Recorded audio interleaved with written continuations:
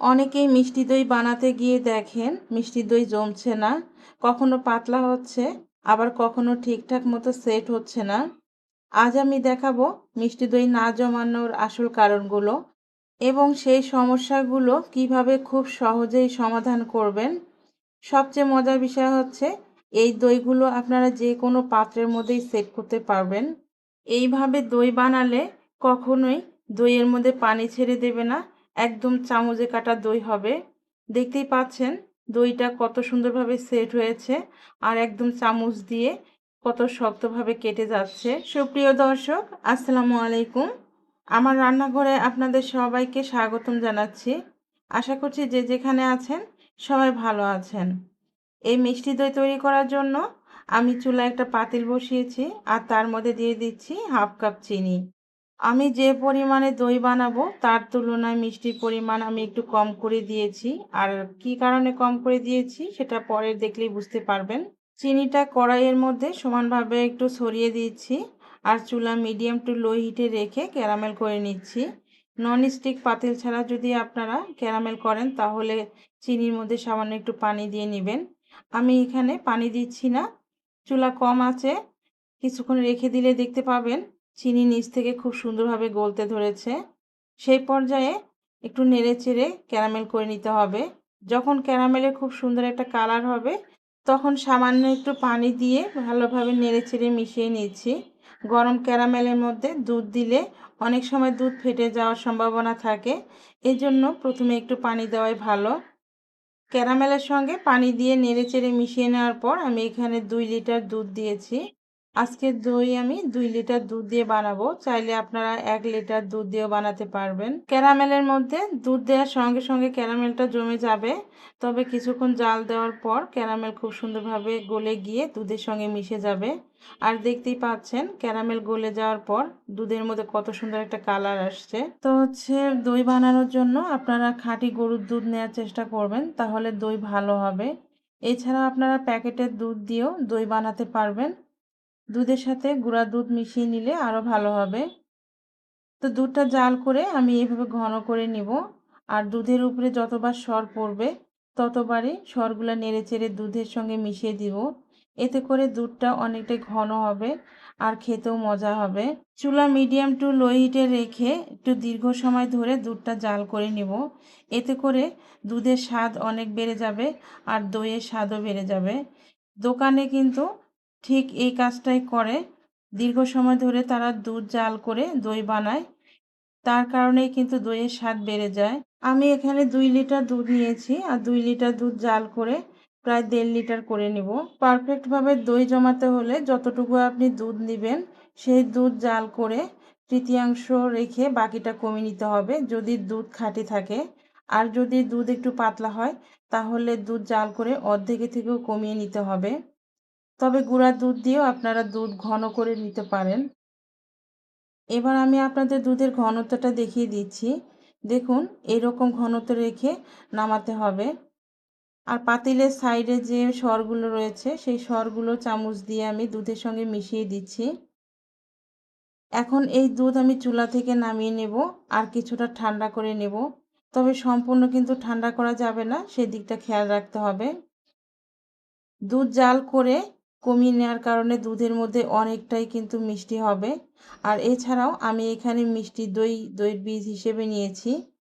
তো এই কারণেই কিন্তু আমি দুধের মধ্যে চিনি পরিমাণটা কম করে দিয়েছি। যদি আপনারা টক দই দিয়ে মিষ্টি দই জমাতে যান তাহলে চিনির পরিমাণ আরও একটু বাড়িয়ে দেবেন।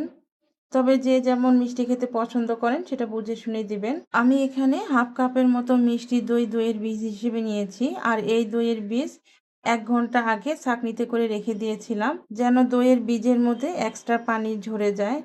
দইয়ের বীজটাকে আমি ভালোভাবে হ্যান্ড উইস্কের সাহায্যে ফেটে নিয়েছি আর এইদিকে দুধটা নাড়াচাড়া করে ঠান্ডা করে নিয়েছি।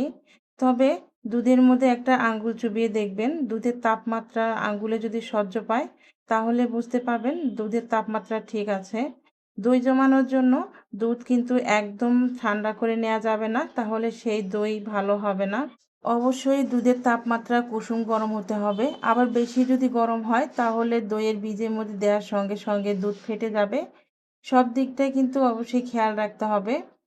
দইয়ের বীজের মধ্যে আমি প্রথমে 2 চামচ দুধ দিয়ে ভালোভাবে নেড়েচেড়ে মিশিয়ে নিয়েছি। এরপর সম্পূর্ণটাই আমি দুধের মধ্যে দিয়ে ভালোভাবে ফেটে নেব। হ্যান্ড উইস্ক দিয়ে একটু জোরে সোরে এইভাবে ফেটে দিলে তাহলে দুধের মধ্যে অনেকটা ফেনা ক্রিয়েট হয়। সেই ফেনাগুলো দইয়ের উপরে দেখতে অনেকটাই ভালো লাগে, একদম দোকানের দইয়ের মতোই লাগে। তো ভিউয়ার্স, আপনারা যারা কখনো দই জমাতে পারেন না, আমার প্রতিটা স্টেপ ফলো করে যদি ছোট ছোট টিপসগুলো ফলো করেন, তাহলে ইনশাল্লাহ আপনাদের দইগুলো অবশ্যই পারফেক্ট হবে। 100% গ্যারান্টি দিয়ে বলছি। এখন আমি দই জমানোর জন্য এখানে দেখুন প্লাস্টিকের বাটি নিয়েছি, কাচের কাপ নিয়েছি, স্টিলের বাটি নিয়েছি এবং তার সাথে মাটির কাপ নিয়েছি। আপনারা যে কোনো পাত্রের মধ্যেই এই দই কিন্তু সেট করতে পারবেন। আর হ্যাঁ, এই কাপের মধ্যে যেইটুকু দই ছিল ওইটুকু দই আমি দইয়ের বীজ হিসেবে ব্যবহার করেছি। আমি আপনাদের মজার আরও একটা বিষয় বলে দিচ্ছি। আপনারা এইভাবে দই জমিয়ে ডিপ ফ্রিজে রেখে দিতে পারেন দইয়ের বীজের জন্য। পরবর্তীতে যখন মিষ্টি দই বানাবেন তখন এই দই আপনারা দইয়ের বীজ হিসেবে ব্যবহার করতে পারবেন। আলাদা করে দইয়ের বীজ আপনাদের কিনতে হবে না। এই বাটিগুলোতে দুধ ঢেলে দেওয়ার পর আরও কিছুটা দুধ বেঁচে গেছে। আমি এখানে সিরামিক্সের বাটিতেও আপনাদের দই জমিয়ে দেখাবো। এখন এই বাটিগুলো ঢেকে দিচ্ছি। আর আপনারা এভাবেও রেখে দিতে পারেন। এভাবে যদি রেখে দেন তাহলে দই জমতে 8 থেকে 10 ঘন্টা লাগবে।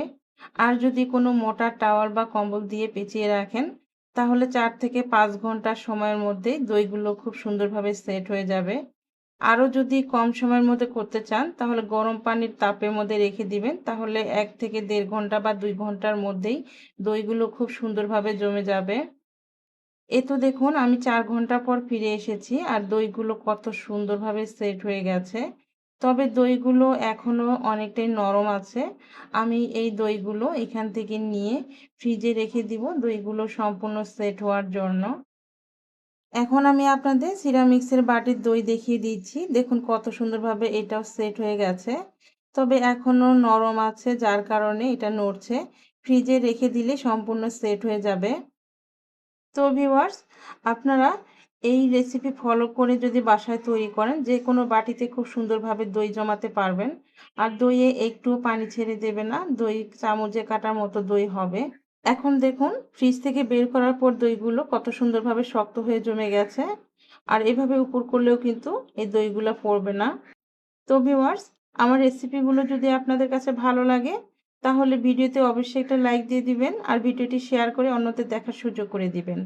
আর যদি আপনি নতুন বন্ধু হয়ে থাকেন তাহলে প্লিজ আমার চ্যানেলটি সাবস্ক্রাইব করে চ্যানেলের সঙ্গে থাকবেন। আর আপনারা কে কোথা থেকে ভিডিও দেখছেন অবশ্যই কমেন্ট করে জানাবেন যেন আপনাদের ধন্যবাদ দিতে পারি। এই তো দেখুন আমি সবগুলো বাটি থেকেই দই কেটে নিয়েছি। আর দইগুলো দেখে নিশ্চয়ই বুঝতে পারছেন এই দইগুলো কতটা পারফেক্ট হয়েছে। এই দইগুলো দীর্ঘ সময় ধরে কিন্তু এরকমই থাকবে আর খেতেও অনেক বেশি মজাদার হয়। তো আমি এই প্লাস্টিকের বাটির দইটা ডিপ ফ্রিজে রেখে দিব পরবর্তীতে দইয়ের বীজ হিসেবে। যখন আবার দই বানাবো তখন এই দই দিয়ে আমি আবারও মিষ্টি দই বানিয়ে নেব। আপনারাও কিন্তু এইভাবে দই বানিয়ে রেখে দিতে পারেন দইয়ের বীজ হিসেবে। আর রমজান মাসে দই তো আমাদের কম বেশি প্রতিদিনই লাগে। আপনারা ছোট ছোট ঢাকনাযুক্ত বাটিতে দই এইভাবে বানিয়ে নর্মাল ফ্রিজে 2 সপ্তাহ পর্যন্ত রেখে খেতে পারবেন, কিচ্ছু হবে না। তাহলে ভিউয়ার্স, আজকের মতো এখানেই বিদায় নিচ্ছি। সবাই ভালো থাকবেন। আল্লাহ হাফেজ।